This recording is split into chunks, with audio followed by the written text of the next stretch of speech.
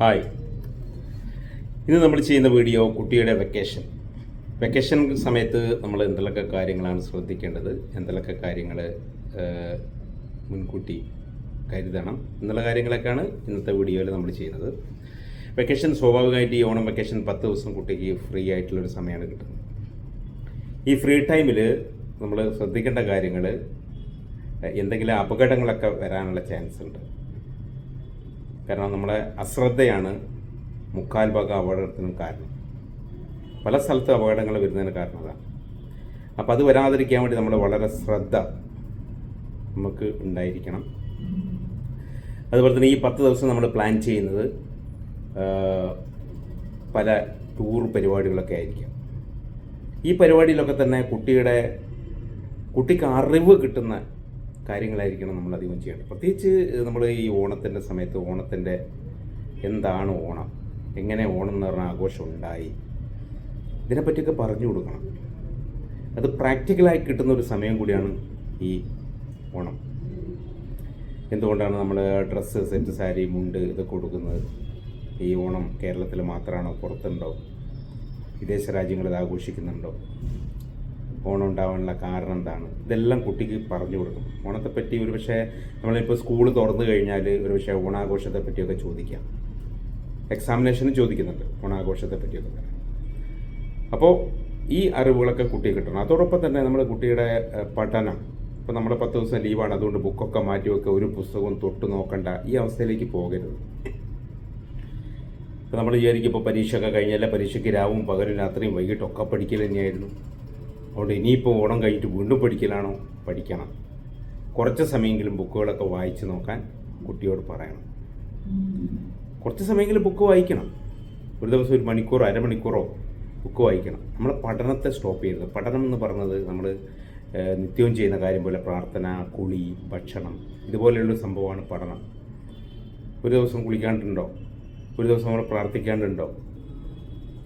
അതാണ് നമ്മൾ ശ്രദ്ധിക്കേണ്ട കാര്യം. അതാണ് നമ്മൾ ഡെയിലി ചെയ്യുന്ന കാര്യമാണ്. ഭക്ഷണം കഴിക്കുന്നത് ഏതെങ്കിലും ഒരു ദിവസം ഒന്ന് വേണ്ട എന്ന് പറഞ്ഞ് മാറ്റി വെക്കുന്നുണ്ടോ? ഇല്ലല്ലോ.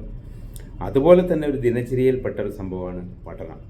അപ്പോൾ അതുകൊണ്ട് പല പേരൻസും ചില സമയത്ത് വിചാരിക്കുക നമ്മൾ പഠനം ഇത്രയും സമയം പഠിച്ചല്ലോ, അല്ല അവൾ പഠിച്ചല്ലോ, ഇനിയിപ്പോൾ കുറച്ച് സമയം ഫ്രീ ആയിക്കോട്ടെ. അങ്ങനെയില്ല. അത് സ്കൂളിൽ 10 ദിവസമൊന്നും സ്കൂളിൽ പോയി പഠിക്കൊന്നുമില്ലല്ലോ, സ്കൂളിൽ പോവുകയും പഠിക്കുകയൊന്നും ചെയ്യുന്നില്ലല്ലോ. പക്ഷേ പഠനം സ്റ്റോപ്പ് ചെയ്യരുത്. അത് നമ്മൾ ചോദിക്കണം, ഇന്ന് ഏത് സമയത്താണ് പഠിക്കുന്നത്, അത് വൈകിട്ടോ രാത്രിയോ രാവിലെയോ ഏർലി മോർണിംഗിലൊക്കെ തന്നെ ഉണ്ട്. പഠിക്കുന്ന കുട്ടികളുണ്ട് കേട്ടോ, അവരോട് പറയൊന്നും വേണ്ട, അവർ പഠിച്ചോളൂ. അവരന്നേരം ബുക്ക് എടുത്ത് വായിക്കും. ഓണം ലീവാണെങ്കിലും എഡീഷനായിട്ട് വരുന്ന കാര്യങ്ങളൊക്കെ അവർ നോക്കും. അതൊക്കെയാണ് ചെയ്യേണ്ടത്. അതുപോലെ തന്നെ ഓണത്തിൻ്റെ വിവിധ തരത്തിലുള്ള കലാപരിപാടികൾ, കളികൾ ഒക്കെ നാട്ടിൽ നടക്കുന്നുണ്ട്.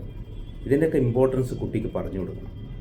നമ്മളിപ്പോൾ ഒരു സ്ഥലത്ത് പോവുകയാണെന്ന് വിചാരിക്കുക, ആ പോയ സ്ഥലങ്ങൾ, അതിനെപ്പറ്റിയൊക്കെയുള്ള എല്ലാ ഏരിയയും. ഇപ്പോൾ കുട്ടികളിൽ എന്താണെന്ന് പറഞ്ഞാൽ നമ്മളിപ്പോൾ ഒരു കുട്ടി അവൻ താമസിക്കുന്ന ചുറ്റുപാടുള്ള പല സംഗതികളുണ്ടാവും. ഒരുപക്ഷെ അവിടെ ഒരു ഹോസ്പിറ്റൽ ഉണ്ടാവും, ഒരുപക്ഷെ അവിടെ ഒരു റെയിൽവേ സ്റ്റേഷൻ ഉണ്ടാവും, അല്ലെങ്കിൽ ഒരു പോലീസ് സ്റ്റേഷൻ ഉണ്ടാവും. അപ്പോൾ ഇതൊന്നും അവൻ അറിയുന്നില്ല. അവിടെ പോലീസ് സ്റ്റേഷൻ ഉണ്ടെന്നോ, ആ പോലീസ് ഇപ്പോൾ അവിടുത്തെ SI ആരാണെന്നോ, അല്ലെങ്കിൽ റെയിൽവേ സ്റ്റേഷൻ ഉണ്ട്, സ്റ്റേഷൻ മാസ്റ്റർ ആരാണെന്നോ. ഇതൊക്കെ അറിവപ്പെട്ടതാണ്. അത് നമ്മളറിയണ്ട എന്ന് വിചാരിച്ചിട്ട് പോലല്ല.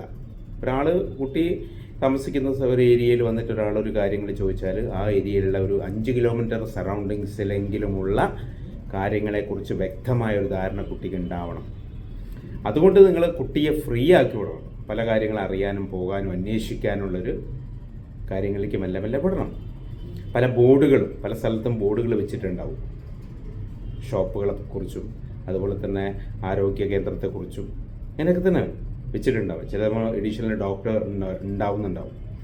ആ ഒരു 5 കിലോമീറ്റർ സറൗണ്ടിങ്സിൽ ഏതെങ്കിലും ഒരു ഗൈനക്കോളജിസ്റ്റോ MBBS അല്ലെങ്കിൽ സ്പെഷ്യലൈസ്ഡ് ഏതെങ്കിലും ഡോക്ടേഴ്സോ ഒക്കെ തന്നെ ഉണ്ടാവും. പക്ഷെ അതൊന്നും കുട്ടി അറിയുന്നില്ല, എങ്ങനെ ഒരു ഡോക്ടർ ഇവിടെ ഉണ്ടെന്ന്. ദൂരെ നിന്ന് ആളുകൾ വന്ന് ചോദിക്കുന്ന ഡോക്ടർ എവിടെയാണ് അവനറിയില്ല, പഞ്ചായത്ത് ഓഫീസ് എവിടെയാണ് അവനറിയില്ല, വില്ലേജ് ഓഫീസ് എവിടെയാണ് അവനറിയില്ല, കോർപ്പറേഷനിലേക്ക് പോകേണ്ടത് കോർപ്പറേഷൻ ഓഫീസ് എവിടെയാണ് അവനറിയില്ല.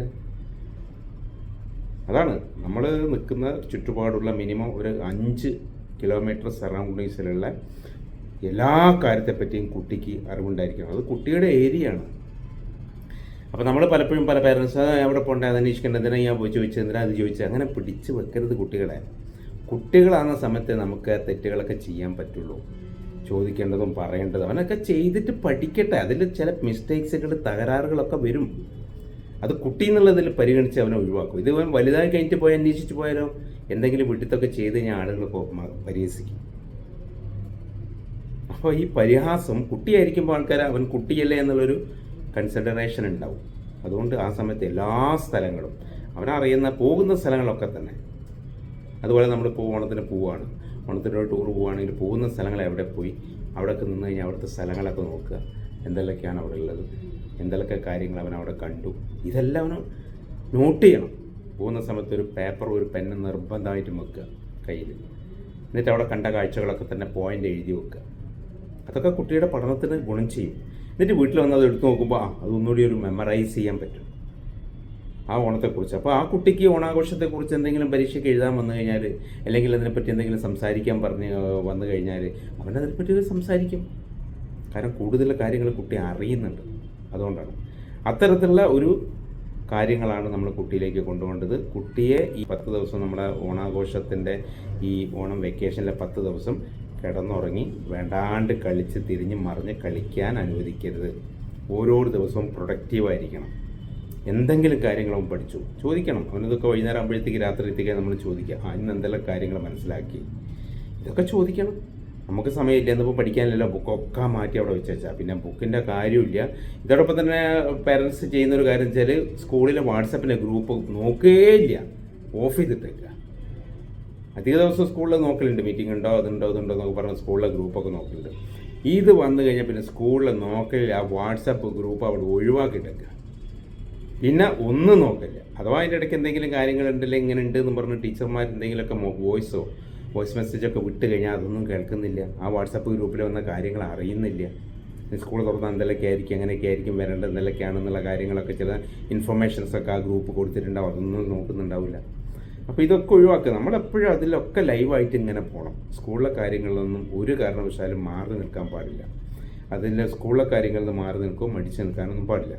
അതോടൊപ്പം തന്നെ നമ്മളിപ്പോൾ സ്കൂളിലെ പഠനമായിട്ട് ബന്ധപ്പെട്ട് പോകുന്നു പറഞ്ഞല്ലോ. അപ്പോൾ നമ്മൾ ചില കാര്യങ്ങൾ വീക്കായിരിക്കും. ഒരു പക്ഷേ ഭാഷ, ലാംഗ്വേജിൻ്റെ കാര്യത്തിൽ ചിലപ്പോൾ ഹിന്ദി കൂടുതൽ അറിയുന്നില്ല, ഹിന്ദി എഴുതാൻ പറ്റുന്നില്ല, അല്ലെങ്കിൽ ഇംഗ്ലീഷ് സ്വന്തമായിട്ട് ഗ്രാമർ മിസ്റ്റേക്കിൽ എഴുതാൻ പറ്റുന്നില്ല, അല്ലെങ്കിൽ മലയാളം, അല്ലെങ്കിൽ വേറെ ഏതെങ്കിലും സബ്ജക്ട്സ്.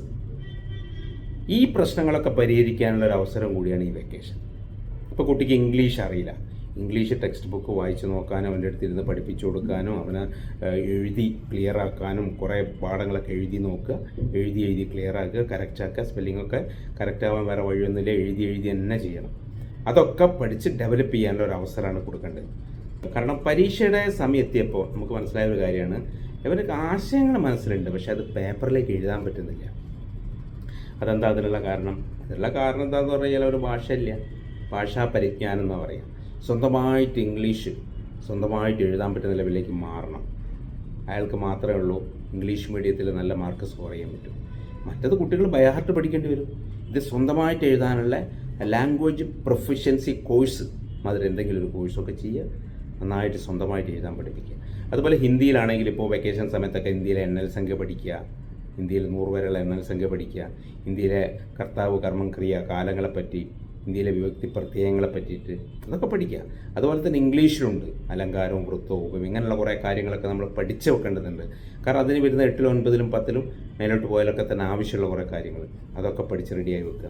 ഒരു സയൻസ് സ്റ്റുഡൻ്റാണ് എടുത്ത് പോകണമെന്ന് ആഗ്രഹിക്കുന്ന ഒരു സ്റ്റുഡൻ്റ് ആണെങ്കിൽ സയൻസായിട്ട് ബന്ധപ്പെട്ട കാര്യങ്ങൾ, എഡീഷണൽ ആയിട്ടുള്ള കാര്യങ്ങൾ വരുന്ന കാര്യങ്ങളൊക്കെ തന്നെ നമ്മൾ ഗ്രൂപ്പിൽ നെറ്റിലൊക്കെ സെർച്ച് ചെയ്ത് യൂട്യൂബിലൊക്കെ നോക്കിയിട്ട് സയൻസിൻ്റെ ഇപ്പോൾ നമ്മളിപ്പോൾ പഠിച്ചിരിക്കുന്ന സയൻസിൽ എന്തെങ്കിലും തിയറി ആണെങ്കിൽ ആ തിയറി ഇലാബറേറ്റ് ആയിട്ട് പഠിക്കാനുള്ള എന്തെങ്കിലും മാർഗ്ഗങ്ങളുണ്ടോ എന്ന് നമ്മൾ ഗൂഗിളിൽ സെർച്ച് ചെയ്യുക, ഗൂഗിളിൽ നോക്കുക.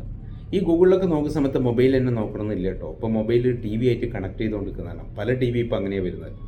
മൊബൈലിലെ യൂട്യൂബൊക്കെ നമുക്ക് ടി വിയിലും കാണാം. അപ്പോൾ ടി വിയിലേക്ക് കണക്ട് ചെയ്തുകൊണ്ട് നമുക്ക് ടി വി കാണാം. അപ്പോൾ കണ്ണിന് തകരാറ് വരാതെ നമുക്ക് ടി വിയിൽ ഇതൊക്കെ കാണാൻ പറ്റും. ഈ വെക്കേഷൻ സമയത്ത് കുറേ സിനിമകൾ കണ്ട്, കുറേ തമാശകളും കോമഡികളും കണ്ട്, അത് മാത്രമല്ല ചെയ്യേണ്ടത്. അതൊക്കെ നമ്മളൊക്കെ കുറച്ച് ബോറടിക്കുന്ന സമയത്താണ് ഒരു സിനിമ കാണുക, അല്ലെങ്കിൽ ഒരു കോമഡി കാണുക. അത് ബോറടിക്കുന്ന സമയത്താണ്. അല്ലാണ്ട് രാവിലെ തുടങ്ങിയ കോമഡി, രാവിലെ തുടങ്ങിയ ടി വി ഓൺ ചെയ്തിട്ട് സിനിമ മാറി കാണും. അതൊന്നും നമ്മളുടെ ഭാവി ജീവിതത്തിന് ഉപകാരപ്പെടില്ല. ഓക്കെ, അപ്പോൾ അതിന് എന്ത് ചെയ്യണമെന്ന് പറഞ്ഞു കഴിഞ്ഞാൽ നമ്മൾ പഠനമായിട്ട് ബന്ധപ്പെട്ട കാര്യങ്ങൾ കുറേയൊക്കെ നോക്കുക. അതിന് ശേഷമാണ് കളികളിലേക്ക് പുറത്ത് പോകണം, കളിക്കണം, കളികളിലേക്കൊക്കെ പോവുക. കളികളൊക്കെ കളിക്കുന്ന സമയത്തും സാഹചര്യവും സ്ഥലങ്ങളൊക്കെ നോക്കണം. വെള്ളച്ചാട്ടമൊക്കെ കാണാൻ പോയി എത്രയോ പ്രാവശ്യം വെള്ളച്ചാട്ടത്തിൽ പോയിട്ട് ആ കുട്ടികൾ വീണിട്ട് മരിക്കുന്ന എത്രയോ വാർത്തകൾ ഡെയിലി വരുന്നുണ്ട്. ഇതൊക്കെ ഉണ്ടായിരുന്നിട്ടും അടുത്ത ദിവസം നമുക്ക് കാണാം കുട്ടികളിങ്ങനെ പോയി വെള്ളച്ചാട്ടത്തിൽ ഇറങ്ങി അവിടുന്ന് അപകടം പറ്റിയത്. എത്രയോ വാർത്തകൾ വരുന്നുണ്ട്. ഈ വാർത്തകളൊന്നും ശ്രദ്ധിക്കുകയോ അല്ലെങ്കിൽ വീട്ടുകാർ കുട്ടികളോട് ഈ വാർത്തയുടെ ഒരു ഡിസ്കഷൻ നടത്തുകയോ ചെയ്യാത്തതാണ് മെയിൻ കാരണം. അതുകൊണ്ട് തന്നെ കുട്ടിക്ക് കൂടുതലായിട്ട് ഇതിനെപ്പറ്റി അറിവ് കിട്ടുന്നില്ല. അപ്പോൾ ഇതൊക്കെ നമ്മളുടെ കെയർലെസ്നെസ്സാണ്. അത് മാറിയെടുക്കാൻ വേണ്ടിയിട്ട് നമ്മൾ എന്ത് ചെയ്യണം? കുട്ടികളെ പ്രാപ്തരാക്കേണ്ടത് വളരെ വളരെ അത്യാവശ്യമായൊരു കാര്യമാണ്. അപ്പോൾ ഇത്തരത്തിലുള്ള ഒരു കാര്യത്തിലേക്ക് നമ്മൾ പോകുന്ന സമയത്താണ് നമ്മൾ ഇതിനെക്കുറിച്ച് കൂടുതലായിട്ട് മനസ്സിലാക്കാനും പഠിക്കാനും. അതുകൊണ്ട് ഈ ഒരു 10 ദിവസത്തെ ഒരു വെക്കേഷൻ്റെ ഒരു ക്ലാസ്സൊക്കെ തന്നെ നമുക്ക് കൂടുതലായിട്ട് ഗുണം ചെയ്യുന്നതായിരിക്കും. കൂടുതൽ കാര്യങ്ങളെപ്പറ്റി മനസ്സിലാക്കാനും പഠിക്കാനും അതിനെക്കുറിച്ച് കൂടുതൽ കാര്യങ്ങളൊക്കെ ആൾക്കാർക്ക് ചോദിക്കാനൊക്കെ പറ്റുന്ന അവസരമാണ്. അപ്പോൾ സ്വാഭാവികമായിട്ടും നമുക്ക് കുറേ സംശയങ്ങളൊക്കെ ഉണ്ട്. ഇതൊക്കെ നിങ്ങളുടെ കൂട്ടുകാരുമായിട്ട് ഇരുന്ന് ഡിസ്കസ് ചെയ്യാനുള്ളൊരു അവസരം കൂടിയാണ്. കാരണം സ്വാഭാവികമായിട്ടും സ്കൂളിൽ പോകുന്ന സമയത്ത് നമുക്ക് ഇതിനൊക്കെ തന്നെയുള്ള ഒരു ചാൻസ് നമുക്ക് കിട്ടുന്നില്ല. അങ്ങനെ ഉണ്ടല്ലോ സംഭവം. ഒരു സ്കൂളിലൊക്കെ പോകുന്ന സമയത്ത് ഇതിനൊക്കെ ഉള്ള ഒരു ചാൻസ് നമുക്ക് കിട്ടുന്നില്ല. കാരണം സമയമില്ല. ഇവിടെയാണ് ഇപ്പോൾ നമുക്ക് സമയം കിട്ടുന്നത്. കൂട്ടുകാരോടുമായിട്ട് പല ചാപ്റ്റേഴ്സും കഴിഞ്ഞ പരീക്ഷയുടെ കാര്യങ്ങളൊക്കെ തന്നെ ഡിസ്കസ് ചെയ്യുക. അതൊരു കളി പോലെയാണത്. അതൊക്കെ ഡിസ്കസ് ചെയ്യുക. അത് ഞാൻ ഇത്രത്തോളം എഴുതിയ എക്സാമിന് വന്ന ക്വസ്റ്റ്യൻസൊക്കെ ഒന്നുകൂടെ റെഫർ ചെയ്യുക. ഇതൊക്കെ ചെയ്തു പോകുമ്പോൾ കൂടുതലായിട്ട് കുറേ കാര്യങ്ങൾ നമ്മളിലേക്ക് വീണ്ടും വരും. അടുത്തൊരു ഫ്രഷ് ആയിട്ടുള്ളൊരു ക്ലാസ്സിലേക്ക് പോകുന്ന സമയത്ത് നമുക്ക് വീണ്ടും കുറേ കാര്യങ്ങൾ അറിവുകളൊക്കെ കിട്ടുന്നുണ്ടാവും. അപ്പോൾ ഈ ഒരു 10 ദിവസം നല്ല രീതിയിൽ വേണ്ട രീതിയിൽ ഉപയോഗപ്പെടുത്തി കഴിഞ്ഞാൽ അത് നമ്മുടെ ഭാവിയുടെ ഗുണം ഉണ്ടാക്കുന്നതായിരിക്കും. Okay, all the best.